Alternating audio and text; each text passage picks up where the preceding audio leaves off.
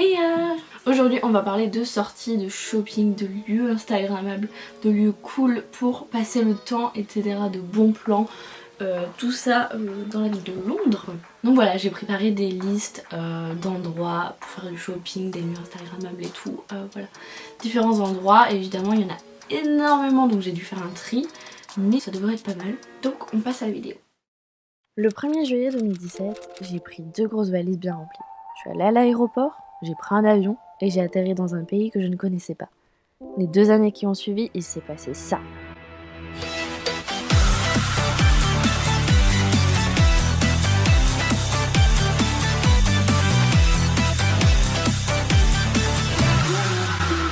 Et voilà comment c'est arrivé.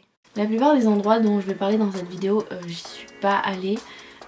Mais c'est dans ma liste de choses à faire parce que c'est vraiment trop beau. J'essaierai de mettre des photos si je peux parce que j'en ai pas, donc ce seraient des photos qui seraient pas à moi. J'ai divisé tout ça en plusieurs parties pour essayer de pas trop mélanger les pinceaux.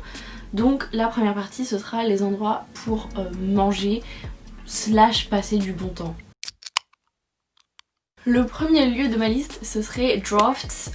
En fait c'est un endroit où on peut jouer aux jeux de société et on peut aussi commander à manger. Je trouve que c'est un endroit super cool, j'y suis allée 2 ou 3 fois avec des amis. C'est vraiment un bon moyen de passer du temps. Par exemple dans une journée où il fait pas très beau, et ben, c'est hyper bien. Il y en a plusieurs, je sais qu'il y en a un à Waterloo et un à Hackney. Après c'est des lieux qui sont quand même assez fréquentés, donc il vaut mieux réserver à l'avance si possible. Et c'est pas hyper cher de prendre une table parce qu'en fait vous réservez une table et vous avez accès aux jeux de société en illimité pendant le temps de votre réservation. Vous pouvez vraiment passer le temps hyper facilement, donc c'est trop cool. Voilà, c'était un premier lieu que moi j'apprécie particulièrement. Deuxième lieu, il y a le café achat. Pour ça, il y a le Lady Dana's Cat Emporium, donc il se situe à Shoreditch. Il vaut mieux réserver à l'avance parce que souvent ces endroits-là, c'est très fréquenté et très demandé. Mais voilà, c'est une bonne idée si vous aimez les chats. Pareil, pour passer le temps, un petit peu d'affection, ça fait toujours du bien. Un endroit assez cool aussi c'est le Breakfast Club, donc il y en a plusieurs sur Londres. Je sais qu'il y en a un pas très loin de Leicester Square et un vers London Bridge je crois. C'est des lieux assez cool, j'aime bien l'ambiance, ils mangent très bien, c'est très bon ce qu'il y a à manger. Ouais j'aime bien l'ambiance, il y a des petits Polaroids accrochés un peu partout, il y a de la bonne musique. Voilà, j'aime bien cet endroit. Autre chose insolite pour manger, c'est faire London in the Sky. Tout simplement, vous mangez dans le ciel. Je mettrai un lien en barre d'infos si ça vous intéresse du site vers l'O2 Arena, je crois que c'est. Vous avez une belle vue sur la ville et c'est assez insolite, donc voilà, à faire. Et je vais passer à des lieux maintenant un peu plus instagrammables. Si vous voulez un feed du tonnerre, je vous recommande ces endroits. Tout d'abord il y a le Ellen ou Elan, je sais pas trop comment ça se prononce. Ça se situe vers Hyde Park Corner Station, donc c'est en plein centre. Ensuite il y a Aubaine qui est un café qui a l'air très joli vers Bond Street Station, donc voilà pareil à faire, très instagrammable. Si vous aimez les biscuits et la décoration sur les biscuits, je vous conseille Biscuitees. C'est à Notting Hill, petit shop de biscuits et vu les photos sur Instagram ça a l'air trop beau. Donc voilà, pour un petit goûter sympathique, Biscuitees. Un endroit sympa avec des néons, ça serait Tonight Josephine vers Waterloo Station. Donc voilà, c'est une autre ambiance avec des petits néons et tout. Pareil sur un feed Instagram, c'est le top. Pour une vue sur le Tower Bridge, moi j'étais allée à Strada, juste à côté du Tower Bridge. Je vous mettrai une photo de la vue ici que j'avais. J'étais allée avec une copine quand elle était venue vers la fin de mon séjour à Londres. Et on avait mangé avec vue sur le Tower Bridge pendant le coucher de soleil, c'est trop beau vraiment. Mais d'après Google Maps, c'est fermé. Donc je sais pas. Et pareil, l'adresse n'est plus indiquée sur leur site, celui de Tower Bridge. Il y en a d'autres, mais du coup, pas avec vue sur Tower Bridge. Donc voilà, mais c'était un endroit cool en tout cas. Mais sinon, il y a d'autres restaurants aux alentours du Tower Bridge, mais moi j'étais allée à celui-là et c'est trop bon. Et il y a une trop belle vue, donc voilà.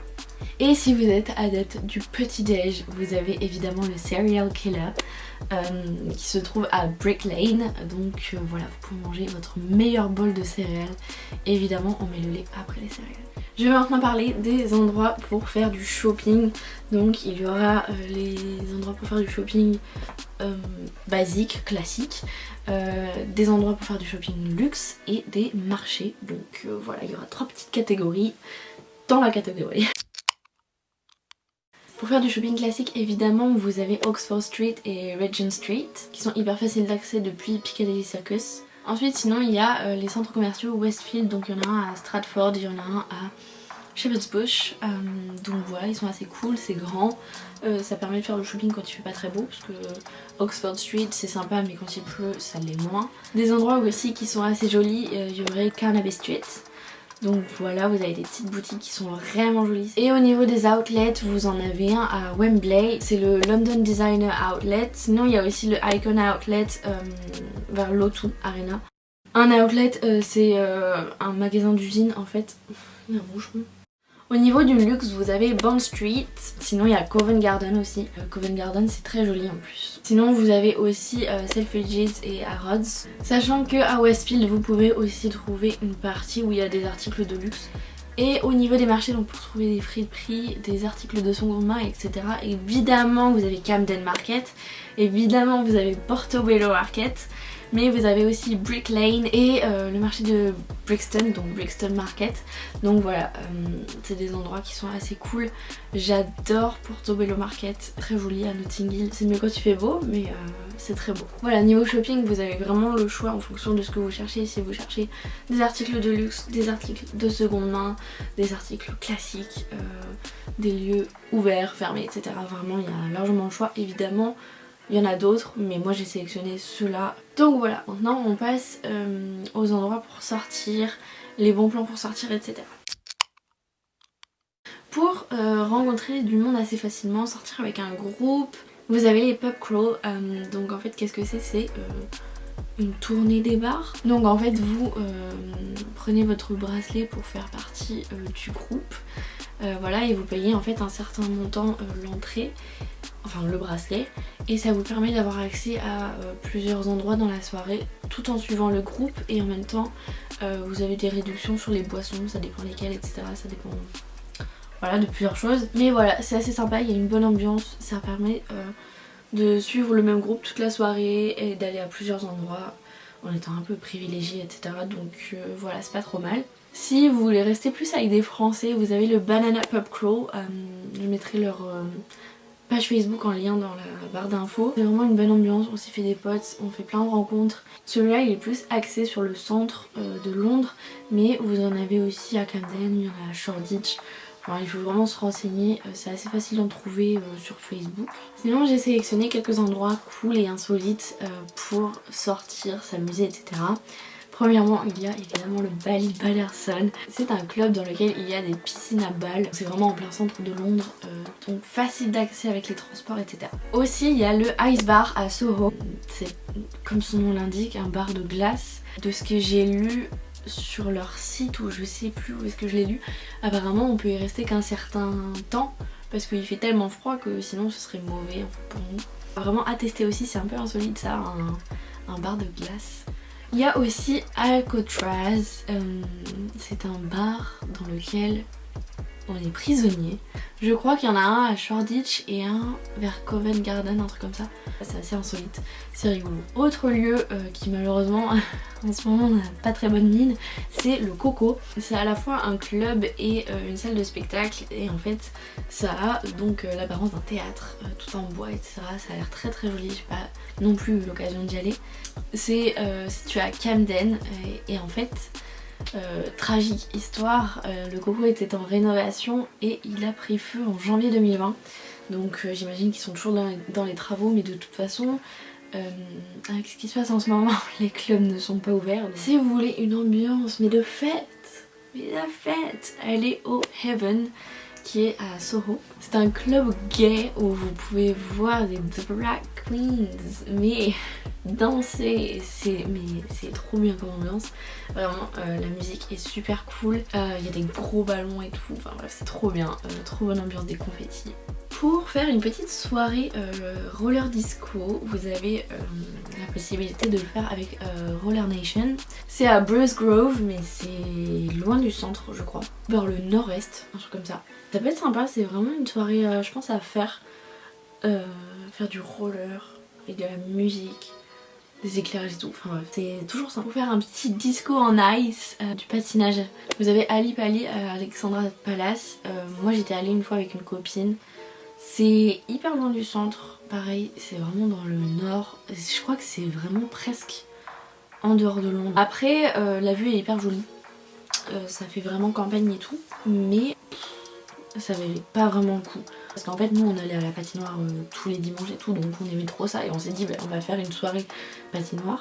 Donc on avait trouvé ça, mais au final bon l'ambiance est pas folle, je veux dire il y a juste de la musique, il fait nuit et on fait de la patinoire, donc c'est à dire que la même chose qu'en journée mais il fait nuit. Donc bon, un peu déçu, mais si vous aimez ça, et ben pourquoi pas. Donc voilà, ça c'était pour sortir. Ensuite au niveau du cinéma, je vais en parler brièvement. Le cinéma c'est assez cher à Londres, surtout si vous allez dans des Odéon, des View, etc. C'est vraiment cher. Mais j'avais trouvé un cinéma vers chez moi où les séances ne sont qu'à 5 pounds. Donc voilà, ça s'appelle Peckhamplex. Et c'est un petit cinéma, hein. Pour aller au cinéma pour pas très cher, je conseille vraiment Peckhamplex. Voilà, c'est un bon plan. Après je crois que les Picture House, il y a des fois où il y a des réductions, je crois que le lundi c'est moins cher, mais je veux pas dire de bêtises. Voilà, pour aller au cinéma, je recommande plutôt ceux-là que les Odéon, à part si vous voulez vraiment une expérience incroyable au cinéma. Mais si vous voulez juste aller voir le film, Peckhamplex. Et enfin on arrive à la dernière partie, les lieux instagrammables. Vraiment si vous voulez pimper votre Instagram à fond, restez attentif à ce que je vais dire. Moi j'ai réduit la liste évidemment parce que ça dépend de ce que vous cherchez. Il y a des lieux très nature, il y a des lieux pas du tout nature, il y a des néons, il y a du rose, il y a des fleurs, il y a tout quoi. Premier endroit, l'incontournable, God's Own Junkyard. C'est hyper stylé, j'ai pu y aller, c'est loin du centre par contre, ça vaut le coup.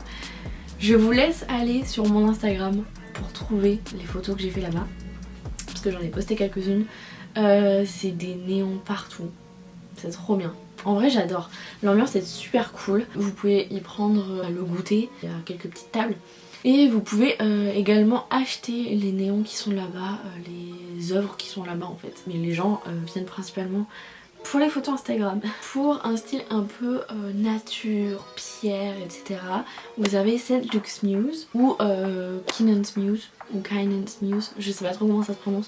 Et c'est genre des petites rues résidentielles et tout, c'est assez sympa. Pour un style un peu plus street art, tag, etc. vous avez évidemment Shoreditch. Un autre endroit qui est assez coloré mais très fréquenté, c'est Neal's Yard. C'est entre Covent Garden Station et Tottenham Court Road Station je crois. Mais comme je viens de le dire, c'est assez fréquenté apparemment. J'y suis jamais allée, pourtant c'était dans ma liste de choses à faire, je sais pas pourquoi j'y suis pas allée.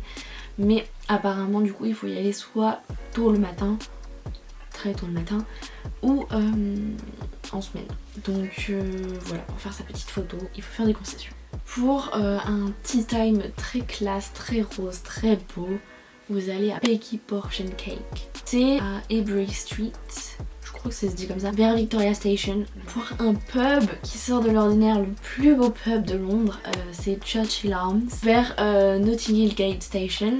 Et évidemment pour terminer vous avez l'incontournable Sky Garden avec une vue imprenable sur la ville, c'est super beau. On peut y manger je crois, c'est gratuit d'accès mais il faut réserver son entrée à l'avance. C'est vers Monument Hill Station, c'est pas loin de Leadenhall Market et Leadenhall Market c'est très joli aussi. Et on arrive donc à la fin de cette liste d'endroits, il y en a tellement d'autres mais je peux pas tout mettre et En soi, si vous cherchez lieu incontournable à Londres, vous allez trouver une liste interminable. Petit conseil personnel, ce que moi je faisais, c'est que je suivais la page Facebook Time Out London qui permet d'être au courant de ce qui se passe un peu à Londres. Pas forcément les gros événements, etc. mais quand il y a des petits festivals gratuits et tout dans le centre de Londres ou enfin voilà, des événements qui se passent le week-end ou dans les jours à venir, etc. Donc voilà, moi je consultais pratiquement tous les jours cette page Facebook Time Out London. Pareil, je mettrai le lien si je peux en barre d'infos. C'est plutôt cool.